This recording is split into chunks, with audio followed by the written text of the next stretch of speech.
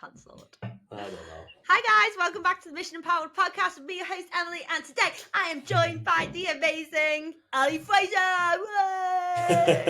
That's probably the most energetic introduction I've ever had. So guys, welcome back to the podcast. We're not even gonna lie, we've been chatting for like half an hour before we even press record. Lols. If you don't know Ali has been on the podcast before, but do a little bit of intro for yourself, Al, just in case you've got new listeners. Yeah, sure. And if you can hear something crying, it's not my girlfriend, it's my little puppy. We've put him in the cage and I think she's just let him out. So I've been a coach now for over 12 years, I think, maybe a little bit longer. And my background is I love to educate coaches on training. That's my passion. And that's how me and Emily really met, because we were part of a mentorship, and then that's how we sort of got into communication over lockdown, went on walks, deep chats, all that kind of bullshit. But yeah, that's my passion. I coach coaches. I try and help coaches understand everything in the nuance of trying to make sure they get the best out of themselves so then they can pass on that information to their clients. Because unfortunately, the industry is very, very one-dimensional thinking. And when we look at everything interlinks with everything, essentially. So we're going to speak a little bit about hormones and how a lot of Gen Pop now are jumping on like this hormone issue bandwagon. And if we're being perfectly honest, most people are fucked. Just because of the quality of life that we all live. Like most people are going to be down-regulated in somewhat shape or form. Yeah. I feel like that's what you've just said. Everything interlinks with everything. So even though we're going to talk about, even though we're going to talk about hormones, what we'll talk about is how actually our lifestyle affects them hormones. Whereas I think people at the moment, due to social media, have got it mixed up and think that they've got a hormone problem that needs to be fixed or blamed with something, but actually it's the lifestyle that's causing the hormone. Yeah, I completely agree with that. So I think before people start to say, because this is something that I've come across on a few amounts of times now with the mentorship me and Nathan run, is like we'll get someone will get a client to get blood work done, and the feedback will be they sometimes stick to the diet. And it's like, well, before they have to stick to a nutritional protocol properly first, before you then start to make any changes, because they can't stick to nutrition. These changes are going to be negligible to the progress that they're going to be able to make and feel about themselves. The quality of life that we live now is not how it's supposed to be designed for how we're designed as a human. Like, we're not supposed to be living this 24/7 instant access. Like, I use this analogy all the time. We all go on Amazon, okay? If something's not next day delivery, you don't order it. Okay, but 5 days later, you still haven't got it. Do you know what I mean? Like, we want the things here and now. We're very, very impatient as individuals, but the human body is not changing in regards to things take time. Yeah. And if you are imbalanced with regards to hormones, and whatever hormones these may be, we're not just talking next day about sex hormones, but anything. It's like, if you're trying to rectify this from a natural way instead of just taking medication with a doctor, it can take time and it takes a lot of consistency. And also, it sometimes takes a lot of just banging your head against the wall and not seeing any changes for a while. It's the same with anything when you're trying to change stuff from an internal standpoint. Like, if you look at when you're going to see a therapist, for example, it's like you don't just have one session and then it's like, oh my God, I don't think like that again. It's like it takes time of putting things in place for you to be able to change that mindset. And just as I said, great things take time, but a lot of people now, especially within the industry, are trying to find these quick fixes. And when we're looking at social media, everything's a hook. Like, you know what a hook is. Like, we all know what a fucking hook is now. They're trying to make people, like, when people start speaking in absolutes, that's when they're wrong. In my opinion, as soon as you start speaking in absolutes, because the human body is just not that way designed. What works for one person might not be necessarily the best thing that works for another. Exactly, yeah. It's like the sleep conversation. It's like some people do well off 7, some people do well off 8, some people do well off 6, and everyone will have their little sweet spot. Now we can argue that we know that we need to get more than probably what some people do get. So we know we need to get more than 4 or 5 to feel better. But anything past, when anybody says, no, you need to get this, it's like, says who? Yeah. Do you know what I mean? Like, says who? Like, you might not be able to. For example, like, let's talk about a mum right now, like a newborn. Like, you're getting fuck all sleep. Yeah. Do you know what I mean? It's like, and it's not a negotiation. It's not like we can go, can you just ignore the baby crying? Yeah. It's not. So you've always got to do the best you can with the hand that you dealt at that moment in time. 100%. Yeah, I totally agree with you. And like you've just said, though, just going back to what you said about the absolute thing and people being clickbait, you know, if just because someone says something with confidence, it doesn't mean that it's true. And that is the problem, that there are better actors than there are coaches. on social media. So if someone is there in their little crop top and little knickers saying, hey, I reduced my cortisol by doing these 3 things, and this is the body that I got from it. Like, if someone's saying that with conviction, they are, and you feel stressed and you feel a bit fat, and they're saying this is what happened, you are going to be hook, line, and sinker. Like, I need to do that. Yeah. So yeah, I 100% agree with you. Like, clickbait and people saying it with confidence is just a bit shit at the moment. But this is where me and you align on our coaching. We're not quick fix coaches. None of us are, although we have different types of people that we work with. Like, the bottom line of how we coach is that it takes time. You know, I'm sure you're very similar to me, Al, that you say when clients come and work with you, I'm like, I'm not going to have you in and out within 3 months. Like, you're probably going to be with me for around about a year, 6 months to a year, to get where you want to be. You obviously being a little bit longer if you're taking people to prep and whatever. But because we know you can get everything else in this world on next day, on Prime, but health and fitness, you're just never going to be able to get that on next day delivery. No, unfortunately not, because one, like, we'll be fucked if they could, because we won't have a business. Exactly. But two, it's just like, I think it takes time. Like, when people first sign up, and I'm sure you'll probably notice this as well, people are very bought in. Like, everything's all exciting and everything's all new, and it's like they get the meal prep done, they do the steps, they make sure they go to bed early, but then when things have happened for 6 weeks, 8 weeks, 12 weeks, they start to take the foot off the gas a little bit. And unfortunately, when you start to take the foot off the gas a little bit, especially when you're deeper and deeper and deeper into whatever phase you're in, that's when you're going to start seeing and start like stabilization of the results that you're getting. If we're being all totally honest, because we're going to talk about sort of like, we'll talk about thyroid first, because thyroid is something that, like, one, look, if you've got an underactive thyroid, see a doctor. First of all, like, if you go and see a doctor, because if you have got an underactive thyroid, you might then need medication. Okay, first of all. But unfortunately, so my mum and sister got underactive thyroid. So and it's my mum really, right? My mum makes this fucking excuse all the bloody time in regard to, I've got underactive thyroid, so it's harder for me. Yeah. Yes, it is harder. Okay, right. But it still works the same way. It's not impossible. Yeah, it still works. So if anyone's got underactive thyroid, I'm not targeting you. Trust me, I target my mum. And I love my mum to bits, but she makes the same excuses, because unfortunately, right, if your thyroid isn't functioning properly and you're not taking medication at the right amount, it can be harder for you. It can. Like, you don't have the energy as what we all have, but at the same time, it still works the same way. Like, we used the analogy before, didn't we? If you put everyone in a room with just water for 7 days, we'll all come out with body weight loss. If you're hormonally healthy and you go in a calorie deficit, boom, lose weight. If you've got a hormonal imbalance and go in a room in a deficit with just water, you'll still lose weight, because calorie deficit is how it works. Yes. Now, as I said, it doesn't mean it's not harder. No. It can be harder for you to go up and get yourself and go up and go for a walk. It is, and that is okay. And that's unfortunately just a hand you're dealt. And I'll use myself as an example here. I've been diagnosed with colitis. My girlfriend's been diagnosed with colitis. She's got it worse than me. Okay, I think I've had one flare up. I might have had 2, but I'm going to say one proper flare up. She's had a lot more than that. She got diagnosed when she was 14. I got diagnosed when I was 26, 27. So she's had, now she's turning 30, so she's had 16 years of this. I've had 7 years of it. So our emotional relationship is completely different with this condition. She also can't eat certain foods, most definitely because she flares up. I've got one food. So even though, yes, we've got the same condition, we've got both different tolerances to this condition. But she's still stepped on stage before, and I've stepped on stage before. So even though we've got this digestive issue and autoimmune condition, we actually can get a disabled badge, and we also can get a key, right, that opens any disabled toilet. How boss is that? What is that? You buzzing? I can order any disabled toilet. I can go to any shop and say, you need to let me have a shit. Perks, Ali, I love that. Tell me about it. On the high side of life, yeah. So go on, back to thyroid. Yeah, but like, sorry, let me just finish this guy's thing. But like, there is going to be things in regards to, like, one of my clients is quite high up in like the IBD, IBS world in regards to like talking to GPs within Sheffield, and she said something to me, and it's like I never even thought of it. Like, I can't upregulate drugs as well as some people, and I might not be able to metabolize drugs Yeah. as well as some people. So again, that could be a byproduct, and that's just something I have to work with. And it's the same with people with thyroid issues. It's like, it's something you just kind of have to deal with. You can't use it as a label. You can't use it as a reason why you can't get to your goal. By all means, as I said, it might make your goal a little bit more difficult, or you might have to just change the expectation of what you've got, of what you think is possible.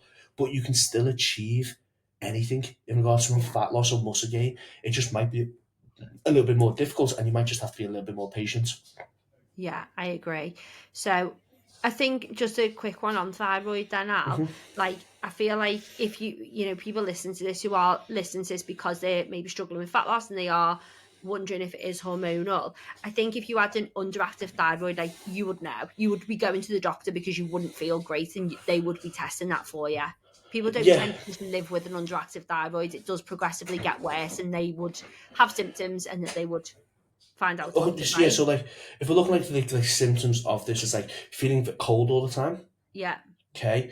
Just fatigued. Yeah. Lack of want and desire to do things. Hair can be thinning as well. So is it reaction to light, or is that overactive thyroid? I've never heard that. So yeah, my sister had an overactive thyroid. She actually got hers regulated though with medication, and she was you're like sensitive to like bright light, like give you like headaches and stuff. Okay, I've never come across anyone with a hyperactive thyroid. Really? So so you've got hypothyroidism. Like bulging eyes as well. Yeah. Bulging eyes is overactive thyroid. Okay, that's cool. It's like I said, so for people, like, hypothyroidism is low, hyperactive thyroidism is an overactive thyroid. So anything's hypo means low, hyper means high.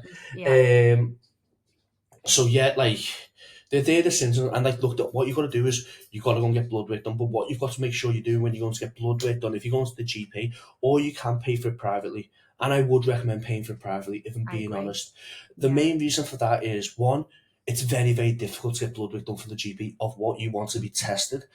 Also, if you're going to get blood work done, you might not just necessarily want your thyroid tested, you might want to get a whole blood panel done. Because then you get to see if there's any other deficiencies that you can work on, which might then actually just help you bump up your thyroid. Because it could just be a lifestyle issue why your thyroid might be a little bit low. It could be a fact of, I don't know, some other marker might be out, and that's just making you feel a little bit tired. So even though you think it's your thyroid, it might not actually be your thyroid. But if you are going to get it from the doctor, you want to get TSH, free T3 and free T4 tested. That's how you're going to get a full analytic and be able to fully analyze your thyroid itself. Ali, most doctors, I was going to say, most doctors will give you just TSH, which is thyroid stimulating hormone, which isn't going to then tell you how you're converting, if you've got enough T4 to convert into T3, or vice versa, if your T4 is low and your T3 is high. Like, there become so many other conditions of this. But again, you've got to look at this from like a GP standpoint. It costs money. They want to prevent, and of course they want the patients. I'm never speaking ill of GPs, not one bit. But obviously, it's a business as well to some degree. It's like they have to make things function. So again, if they don't have to do a test, and unfortunately, if you go to the GP, you're going to have to hound her and hound and hound. And if you're not one of them pushy people, it can be quite intimidating to do so. So again, for me, Medichecks, you've revisited, or if you're in the Northwest, Atlas or Fullball. Yeah, Medichecks I think I've used before. Am I right, Ali? And I know you look at blood work with clients and saying this, but obviously the scale of normal for the GP is it's quite a big spectrum. Is it like you could be so close to the low end, but if you're coming normal when you ring up, and this is what I always say to my clients, I said, don't ring up, visually get them on your phone so you can see them. If you are really close to the low end, but you're still in that normal range, the GP will just go, everything's normal. Because this happened to me, right? This is what happened to me. I actually said, I want access to my bloods, and you can do that. You can set up your NHS profile on your app on your phone, and you can see. And mine was like right on the fucking low end, like touching it. But they were like, yeah, it's normal, because it was still classed as normal. When you go for private blood work, Al, is their scale a little bit shorter? Or? No, not necessarily. Like I think Medichecks and Euphoria are quite similar, but everyone's going to have a little bit of a different scale. But we all need a scale. Okay? Yeah, we all need to scale. We all need to scale because we all need to know what's in and out. So there's going to have to be. But what I do, and this is something that I've learned with off Nathan, is we work within functional ranges. So functional ranges are a lot tighter, the scales and what we're looking at. Yes, So I've this is got, what you were mentioning then. yeah. So I've Say got that then, so I've got like a Google sheet where I type it in, then it goes up and down, up and down. yeah. Now, what we've got to think of this logically, this is like where just logic comes into it. Mm-hmm. And I use testosterone because I know these readings quite well off my head. Yeah. If your testosterone is like, I think there's some of the readings now, I think they have moved up to like 6 or 9, okay? But let's say it's 9 is the bottom reading, okay? If you're 9.5, that's still shit. Yes. If we say anything 9 and below is bad, 9.5 isn't great when it can go all the way up to 29. Okay. If you got to read, is this as a woman or a man?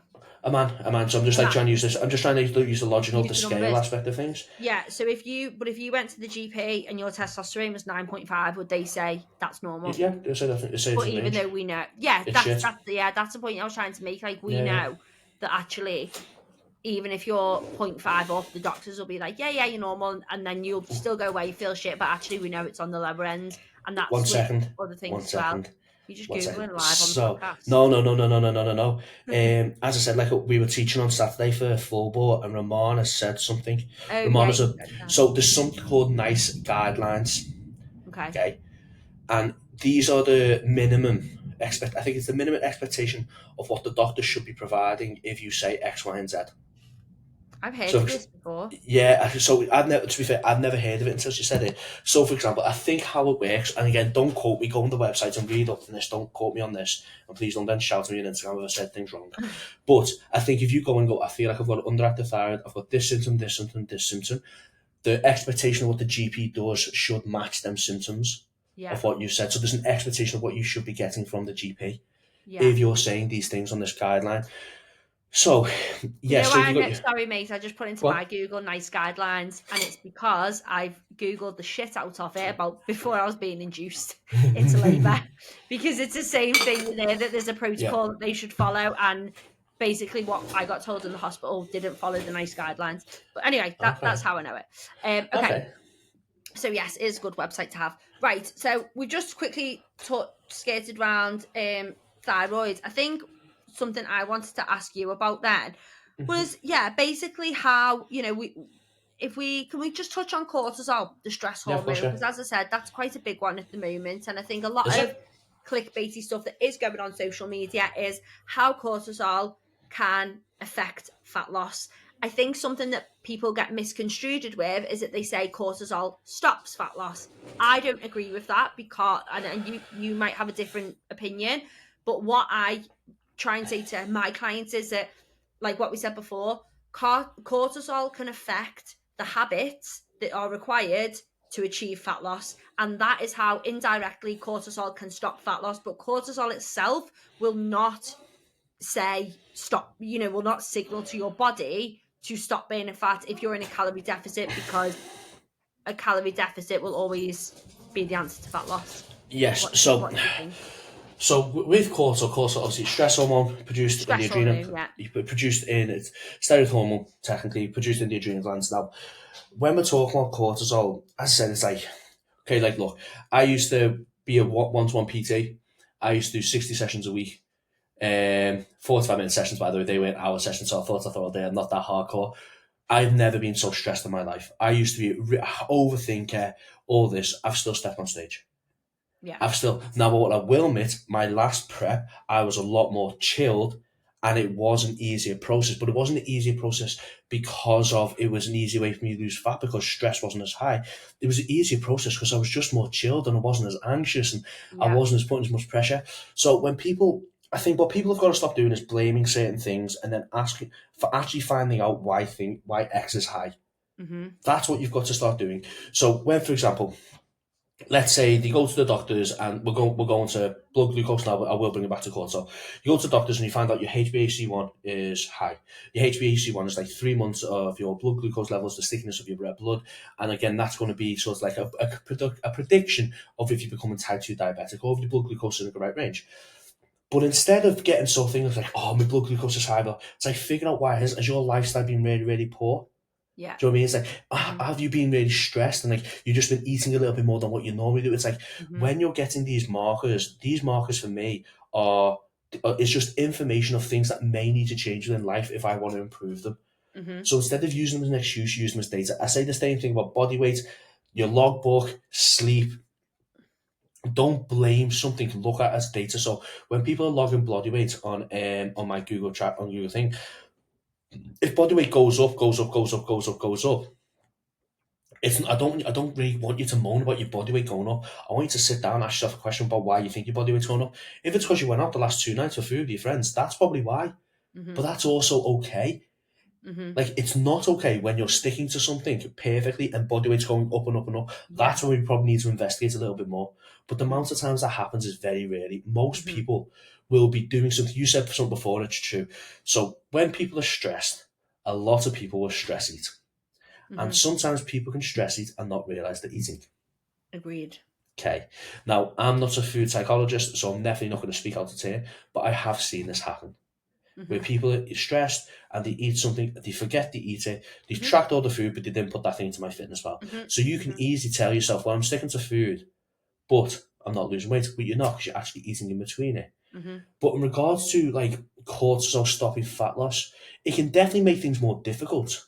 In regards to, we can elevate blood sugar levels, which then make, again, like you can elevate blood sugar levels, which then means you can start pushing that type 2 diabetic, and things can get a bit more difficult there. But it's not one thing is going to stop fat loss. I think this is what people need to really get into their head. Like, there's not one thing that's going to stop fat loss unless you actually stop trying to pursue the goal of fat loss yourself. So poor sleep is going to stop fat loss. It just makes things harder because you haven't got as much energy. To be fair, if you've got high blood glucose or you're type 2 diabetic, you like your when you lose body fat, your blood glucose should come down. So that should be a correlating thing, really, theoretically. Cortisol gelling's not going to stop fat loss because, again, it's like if you can start to manage your stress outside of life, body weight starts to drop down. It's like I said, it can increase blood sugar levels, but again, that's not going to be a reason why. It's like it's managing the outside factors. But stop listening to certain people on Instagram tell you why the reason you're not losing fat loss is X. And in regards to people saying this will help lower your cortisol, it might help one individual lower the cortisol, but doesn't necessarily mean it's going to help you lower your cortisol. So again, find out the things that help you chill. Yeah, because that's all we need to do. Is like, we need to find the things that make us chill. So for me right now, it's walking the dog. And just knock my lights off. It's just walking the dog. That makes me chill. It makes me so happy seeing his little happy face. Like that, and I could be walking anyway. I don't give a shit about anything else in life. Like that makes me chill out. Some people might be sitting and reading a book. Some people might be meditating. I like to journal. So everyone have their own little thing, but until you find that out, and then until you find out what the stressor is, whether it be your personal relationship, whether it be work, whether it be, I don't know, just a phase of life where everything just seems a little bit overwhelming, until you can deal with them things, cortisol will probably always be high. So you can't use it as an excuse. Can I ask you a question that I actually don't know the answer to? Does cortisol inhibit like muscle turnover, like building muscle? You know the answer to that? In regards to, will it, like, you know, about protein turnover? Yeah, like protein synthesis, yeah. I can't say for sure, but what I can say is it might be able to down-regulate it. Just because you're highly stressed doesn't mean you're not going to be able to build muscle. It's the same thing, but it could definitely down-regulate the process of building muscle. Same as fat loss, like, might make it harder, but doesn't make it impossible. Yeah, that's, to my knowledge of what I've seen, it will never stop it. Yeah. But again, when we think about this, so let me look at cortisol. We're going to come to like the sympathetic and like the autonomic nervous system. So you got sympathetic and you got parasympathetic. Yeah. Okay. When we train, we are going to be sympathetic, and this is what everybody else needs to realize as well. So training is a stress. Yeah. I've done a whole podcast on stress, by the way, so cool. People might have hopefully listened to that and will know that, yeah. So I don't give a shit how much you enjoy it, right? Yeah. It's still a stress. Yeah. It might make you feel better when you finish it, but it's still a stress on the body, okay? So when we train, we're going to be sympathetically dominant. As soon as we finish training, we want to be as parasympathetic as possible. Now, to answer your question, will it inhibit your ability to build tissue? It won't stop it, but as I said, it might make the process harder if we can't flip into that parasympathetic state enough or quickly enough. But you'll still be able to, if you still follow the principles of building muscle in regards to progressive overload, eating enough food, making sure you rest enough between sessions, blah, blah, blah, blah, blah, you'll still be able to build it. Okay. So you've taken the boxes that you would tick, if you're still ticking them, yeah. No, that's fine. It's not going to enhance it, but like that, having high cortisol is definitely going to make things not as quick as what it could be. Yeah, and same That's with why fat loss. but that's why the best bodybuilders don't give a fuck. Yeah. They're just the best athletes don't care. Yeah, very relaxed. Because I've seen from a personal thing of how stress can inhibit the body. Yeah. And how it can help and how it can stop people getting really, really lean. Because when you are stressed, you will have internal inflammation. Which can then, and again, by the way, you have to be fucking lean for this to be really playing a role. So if you're 25% body fat, this is not going to affect you. But if you're a female getting around that sort of like that 12%, 10% body fat, it can definitely change the look. Most definitely. So again, when people are getting really, really lean, stress can affect the visual of the body. Is that water retention now, would you say? Yeah, it's mainly just inflammation, so you can flush it off. It will be, you can class it as water retention, yes, but I just class it as inflammation. Okay, cool. Yeah. Good, amazing point though that I just really want to highlight there is that I think a lot of people who are that higher end, not higher end, like average of the average person that probably wants to lose weight, who I work with, is probably anywhere between like 1.5 stone to 3 stone overweight.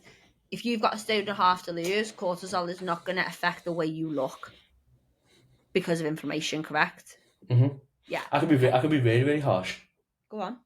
So it's one of these, isn't it? So it's like when people start to say, I'm not losing weight because I'm stressed, it's like you've got a fair bit of body fat for you to pull off first before you can start making them statements. Yeah. And body fat is, having excess body fat is going to put more stress on the body. So if you're carrying more body fat, minus if you're pregnant, by the way, because if you're pregnant, you need to be carrying more weight. But if we're carrying too much weight for our body has to work a hell of a lot harder. So I listened to something before in regards to like, is it steroids that make people like really put people like health conditions, or is it the fact that we push our body weight up a lot higher than what we're actually designed for, and that puts the body on a lot strain? And I don't really know the answer to that, but I thought it was a very, very good point in regards to like I'm 5'8", I walk around at 220 pounds, 221 pounds. Like I'm not supposed to be that weight. No. So everything is having to work a little bit harder. My joints, my organs, my cardiovascular system, just to help me move, which I'm not designed for. So again, if you are someone who's carrying a little bit of excess weight, your first thought should be health.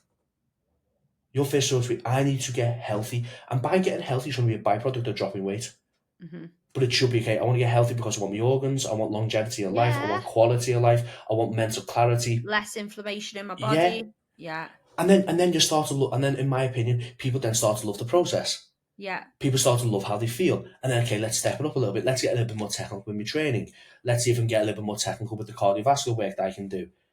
Let's see if I can, and let's see if I can start making my food a little bit more interesting. Or let's start looking down the more healthier ways of looking at food. Do you know what I mean? Like I want to have a little bit more whole foods in my diet. But the first thing should be, I want to feel internally healthy. And when you start to focus on being internally healthy, all these hormones that might have been out of whack will more likely start to come in line if there's not an underlying health issue. Because most people are going to be unhealthy due to the lifestyle that they live, which can then obviously offset the hormones. Yeah. So, for example, I'll talk about testosterone in males again. I know it's a lot of females who listen to this podcast, but I'll just talk about males. It's like loads of lads now, testosterone from a young age, it might be a little bit less because of the quality of life where they live now, where they don't get outdoors and play as much. Everything's on the computer. They're highly stressed, they're highly strung all the time because everything's social media driven. So again, with these things, implications having on their life, that means testosterone levels are going to be a little bit low for them. Potentially, hypothetically, because they're not living the quality of life that what I used to live when I was 15 years ago. I fucking know, that's probably 20 years ago now, so I'm that old. But you know what I mean? So what I'm trying to say here is, before you look at any of this, the first goal should be, okay, how can I be healthier? How much body weight do I have to lose, in my opinion, for me to be healthier? Okay, I've done this. Okay, I've lost a stone. Now what's the next step? Okay, now I want to potentially work on my cardiovascular fitness, and I want to also get a little bit stronger in the gym. Okay, so that's the goal. So the goals come from losing weight to focus on these, and then you're going to eat. You're going to eat in relative to the goals that you actually want to achieve. Yeah. Because everyone thinks about food, and everyone thinks about food as like, everyone thinks of calories as weight loss, weight gain, when calories are just energy. Yeah. Okay, we have to fuel what we're trying to do. Yeah. Okay, but if you're wanting to lose weight, your fuel consumption will have to be less. A little bit lower. Yeah. And if you want to gain weight and you want to like improve your training performance, for example, it might need to be a little bit higher. Yeah. But calories are weight gain, it should be looked at as weight gain, weight loss. It should be how much energy demand does your body have. Yeah, how much do I need and what do I need to be working, 100%. And I think what you just said then, like, but just in a shorter version, is like 100% is that people listen to this, I think, are going to be expecting to listen about how to balance your hormones, which is a really, really fucking one right. We're not fucking doctors. Let me just say this first, okay? And if any coaches are listening to this, okay, we need to learn to start staying in our lane a little bit. Yeah, okay? 1,000,000%. We can't prescribe hormonal medication to help manage people's health unless they are willing to go assisted, and then that's a different conversation, okay? Yeah. But the majority of us, right, if someone's blood glucose is a little bit high, we shouldn't tell the client to go on metformin. We shouldn't get them to use Lantus. Like, so I've heard about this being done. Because the client's health is bad, they've used medications necessary to bring it in, when it's like, that's not our job. We're not allowed to do that. 100%. And like our job, which again, loads of people coming out the lane from, but like what I was just saying is, people will be listening to this maybe thinking of how to balance hormones, how to do this, but actually your main point to call, what you said, is like, if you focus on health and doing the healthy habits and, you know, eating better nutritious food and going for walks, we were just saying before, not counting steps, just going for a walk, for all of them benefits, like all of that is going to just promote and increase your health markers anyway. But if you feel like you are hormonally out of balance, you shouldn't be looking at Instagram or Google for the answer. You should be going to the GP. If the GP comes back and says, you know, everything's actually all right, then you really need to just, like you said, stop blaming hormonal this, or it might be that. If the GP is giving you okay, like, focus on your healthy habits. And just going back to how we started this conversation though, Al, is that your healthy habits aren't on Amazon Prime, and they're not going to be in 7 days worth of going for a walk every day or tracking your food for 7 days. Like, this is long term. Like, do day 1 and then do the end of month 6, and then see where you are, see where your health markers are, and see how better you feel then, because that's where you're going to feel better in that longevity of it, not just 2 weeks of it. Yeah, 100%. And like, just get through this cortisol being able to build muscle kind of thing. Cortisol is catabolic though. Okay. So can be catabolic means the breakdown of muscle tissue. Yes. So if you're constantly in a catabolic, so this is a funny thing. So we've all seen them like Ozempic pens. Okay. I did a podcast on it last week. Right. Okay. Cool. So I'm going to see if you said the same thing as me. Okay. Ozempic pens. Okay. Cool. So they will work. You will lose weight. Okay. But what your body will do is it'll eat away tissue over fat. Yeah. So you'll become more metabolically unhealthy.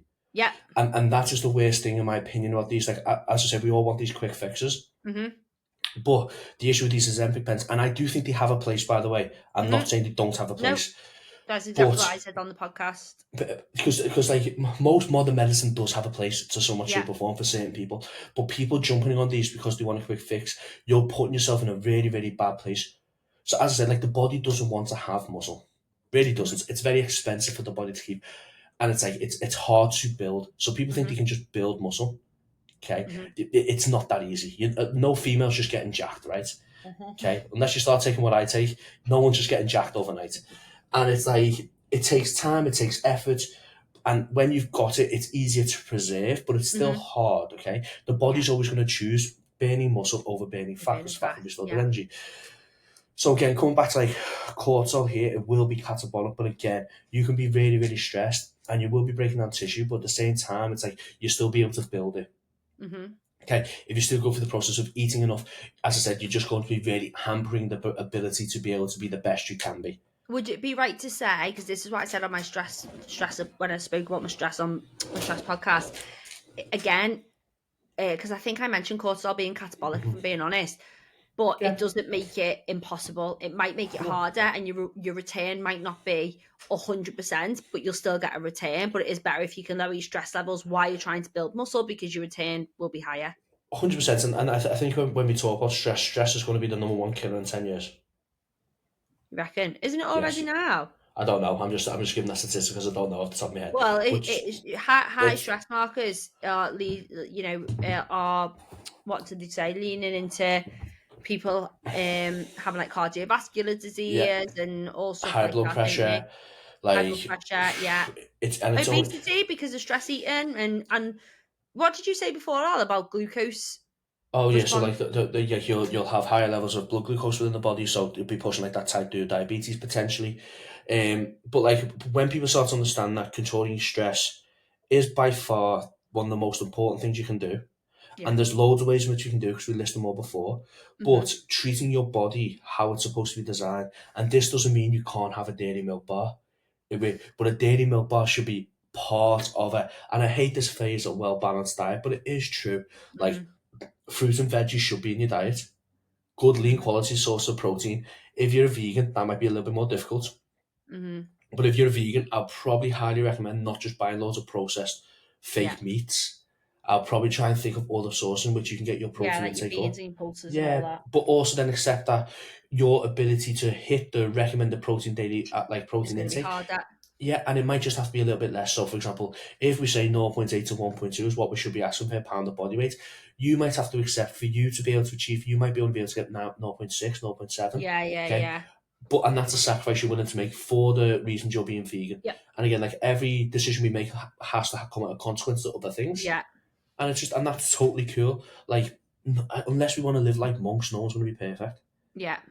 But again, when it comes to like stress and managing stress, that is going to be one of the best things you can do before deep diving into stress hormones, unless your hormones are causing you the stress. So if you've got actually something medically wrong with you, okay, and then you've got like a bit of health anxiety over it.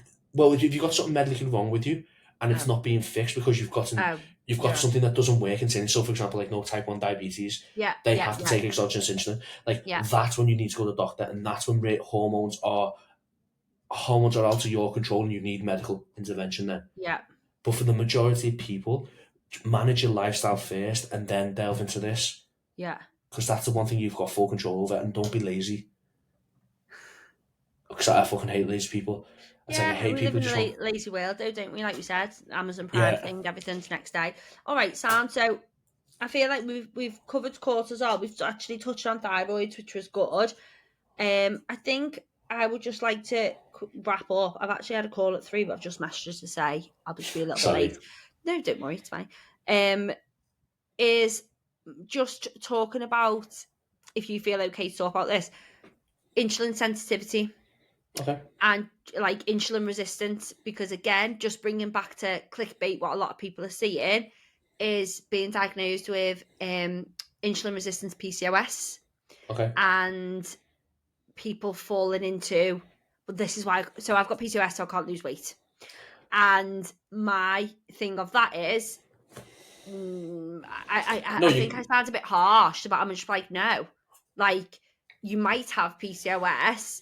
And it might be harder, but the rules still apply. And the likelihood is, if you're living with PCOS, especially insulin resistant PCOS, I bet your diet isn't supporting your goals a lot. Am I making sense here? Like, no, 100%. I bet your lifestyle is not helping that insulin resistance PCOS. And if you changed it, I bet you would see a significant change in your results. Okay, I'm gonna sound quite harsh when I say this. It's like stop using your medical diagnosis as like your value as a person or your identity. Yeah. Okay, like look, because like everyone, loads of people have things medically not sound with them at some point in their life. Okay, it might not be not be something that they carry forever, but at some point in their life, you just like you can still lose weight with PCOS, but it is harder. Okay, it is harder, and it's unfortunate, and it's shit. And it's shit, but it's a hand that you've been dealt. Yes, and it is shit. Like, it's like, it'd be great if this condition didn't exist. I mean, it didn't exist. Yeah, it'd be great if this condition existed. It'd be great if endometriosis didn't exist. Yeah. It'd be great if type 1 diabetes didn't exist. Like all these horrible conditions that people have to really change their lives for. Colitis, for example, like me, and you have to end up with a colonoscopy bag. Like, it'd be amazing if we could just fix all these things, but unfortunately it's not how we are. Like, unfortunately, we're living human beings, and shit happens, essentially. Shit happens, yeah. So, as I said, it doesn't mean it's not harder, but if your goal means that much to you, you'll do whatever it takes to get to that goal. If it really, really does. And it might mean you have to drop your food a little bit more. It might mean you have to be a little bit more savvy with managing stress management. So, for example, what I mean by this is you might be able to push really, really hard for 4 weeks, and then you have to pull back for 2 weeks. So you might go, okay, I'm going to do really, really a little bit more training volume, for example. So I might do, say, 16 sets a session. You do 4 sessions a week, but 2 weeks after that, I'm going to drop it down to 10. And then I'm going to push hard to pull. So for some people, when they've got conditions like this, you have to push and pull, push and pull, push and pull. Whereas you have to do that with everyone to some degree, but you might be able to push for a lot harder and a lot longer. A lot harder, a lot longer. Yeah. So I'm messing around something with myself right now. I'm technically training 3.5 times because I don't class on arm days of proper session. Right, so I'm doing 4 technical training sessions. Yeah. But what I'm trying to find out, Emily, is why do we all feel like we need to stick to the arbitrary rules, and are we all doing too much? Yeah. So, for example, like bodybuilding's not my life; it's just a very big passion of mine. Okay, there are other more important things. I need getting a fucking hobby. Most people need to get a fucking hobby. Find something that they fucking really enjoy doing. Yeah. So when you're spending less time in the gym, you train really hard. And by the way, if you're going to try and follow this mantra, you've got to train really, really hard in your gym. You've got to push yourself. Okay, and that could be anything. If you're doing running, whatever, you've got to push yourself when you train so your body adapts. But then as soon as that training's done, you've got to reward the body with stress management. Go and do things you like, laugh a lot more. No one laughs. Like we went to after the teaching seminar, we went to Nando's. Okay, everyone was on the fucking phone. No one's sitting there fucking talking to people. That's what I mean. Get on now because we love a chat. Oh yeah, but this is the thing. It's like, but you have a chat, you have a laugh. We like, cause I love bringing up fucking interesting stuff. Like I asked, because it was like it was 4 of us, and I asked one of the girls like, "Are you religious?" It's fucking boss, find out what people believe in and all this kind of thing. It's like really doubt, and it takes you away from the world that we live in. Because unfortunately, like guys, the world's shit, right? Let me finish this. The world's shit. Like Jordan Peterson said a very good thing. It's like, it's mad the fact that we all don't have anxiety, because any of us could walk outside and shit can happen. Okay, so when and this is the mindset I like to have, because then when you then start to speak to people who give you like a nice positive buzz, you've got to really value that. Like we've got to really value spending time with good people, and stop valuing spending time on Instagram and TikTok where you don't even know the individuals. By all means, like use them for inspiration, like motivation, and all this, but actually speak to people and get to know people, because human connection is really, really important. Human connection is so important and is so on the decline. 100. Me and you used to meet up for walks in lockdown, didn't we? Because we value human connection, but lockdown was very, very bad for people in regards to, obviously we were so isolated. You were too busy to meet me. I did ask you. Yeah, no, but we are busy people. You said you were too busy. Shut up. We meet over Zoom or Riverside in this case. Yeah. Monday's my busiest day. So you're lucky I've got time for this. But yeah, human connection, you are right. Getting a hobby. I love that, because you said something before, Al, which is really important. I think people need to listen, is that when you're exercising, training, you're in your sympathetic system, like you're stressing your body. You need to then get out of that as quickly as possible. But I feel like in our society, we live in quite a, well, we know this, don't we? A hyper-stressed state for the majority of the time. I'm guilty.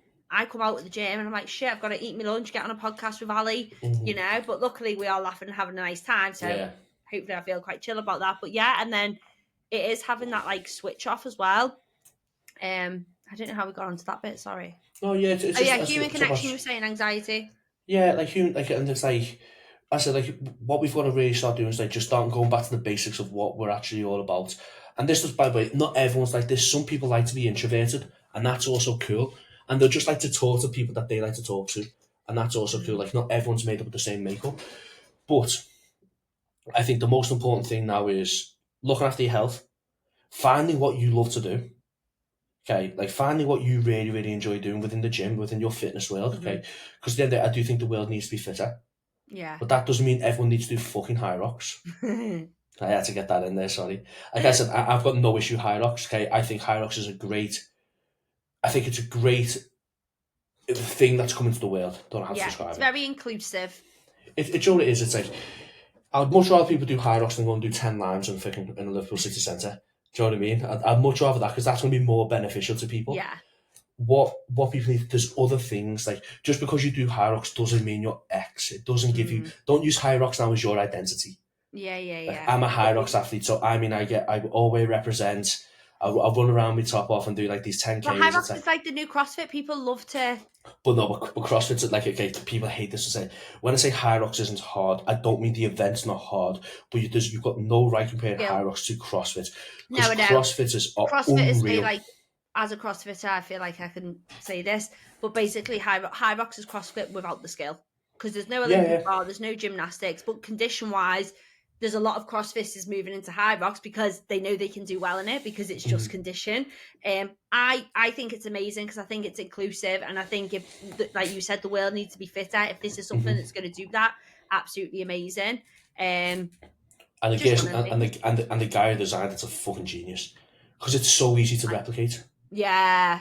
Like all you need is ski ergs, a fucking rower, sandbags, a wall ball. And it's like, but what I love about it, because people think I hate it, I don't hate it. I just like taking the piss out of people. Yeah. But what it's like, you can do it in most gyms. Yeah, you can. Yeah. And I said, I love the community aspect of it. But what I'm trying to say is, like, find something you love. Don't just do something because it's a hype. Because what you'll see now is a lot of coaches are going towards high rocks. High rocks. And again, they're going towards high rocks. Are they going towards high rocks because they think it's fashion? You see it within bodybuilding now. Everyone thinks they can compete. You fucking can't. Yeah. Okay. Because it's not good for you. You've got to love it. Would you do it if Instagram wasn't here? That's the question you've got to ask yourself. And if the answer's a solid yes, fucking crack on. But the answer's like no. me now with CrossFit, isn't it? I used to CrossFit 6 times a week. Yeah.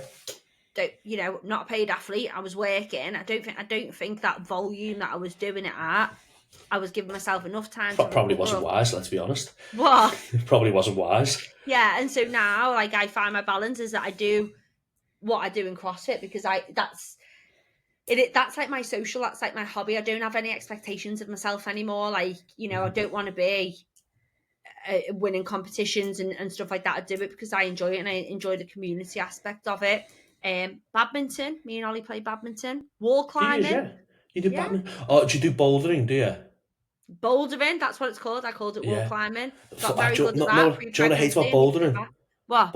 No one hates about bouldering? The fucking shoes. Why? I mean, I've got little tiny feet. I'm nice and nimble. They're so fucking hard to get on your foot. I took loads of my clients, not last year, the year before. I'm going to do it again this year, actually. I've said it now. Bouldering's good, but you know, like when you're someone who's not athletic like me. Yeah. You just pull yourself. There's no skill involved. What I do. You move like. Just yank. Yeah. But it's like, as I said, like when it comes to like getting back to the hormone kind of things, what we're originally trying to talk about. We need to wrap it up as well, Al. So I've got a client waiting for me. I'll finish this in 2 minutes, okay? So if you feel like your hormones are imbalanced, go and see a doctor, go to Medichecks and UV Visit ideally and get a full blood work panel done. The panels are, go to UV Visit to get the advanced athlete one. For females, go to Medichecks and get a female health profile done. And I think both of them got 50 or 55 markers on there, okay? But before you think you can fix your hormone levels, or before you look at your health first, are you living a healthy lifestyle? Are you losing body fat? Are you eating actually in the calorie deficit that you say you are? Look at that first. Don't use it as an excuse. Because anything of one of these being out won't stop you losing fat. It'll make things harder, but it won't stop you, so you can't use it as an excuse. You just might have to work a little bit harder. So, for example, Emily might be able to lose fat on 1,800 calories, but unfortunately someone with PCOS might have to drop it to 1,400. Mm-hmm. And that's just the way the cookie crumbles, unfortunately. Mm-hmm. Or the person who's got PCOS just says, I don't want to lose fat anymore. Mm-hmm. And she just accepts that then. And just move it. Yeah. 100%. Or she just says, I want to build more muscle. Yeah. And it's just your perception and then managing expectations. Exactly. Well, you nailed it. Thanks, Al. I'm going to press stop record in a second. So thanks, everyone, for listening. I hope that helps, because I feel like me and Ali have come at it from a different angle. Everyone's telling you how to balance your hormones, and we're here saying, look, get healthy, go to the GP, make sure your hormones are all good, and then stop using them as an excuse. Pretty much, yes. Harsh but true. Okay, Al, we'll get you on another one. Everyone, thanks for listening. Love you, bye. Say bye, Al. Bye-bye. Bye.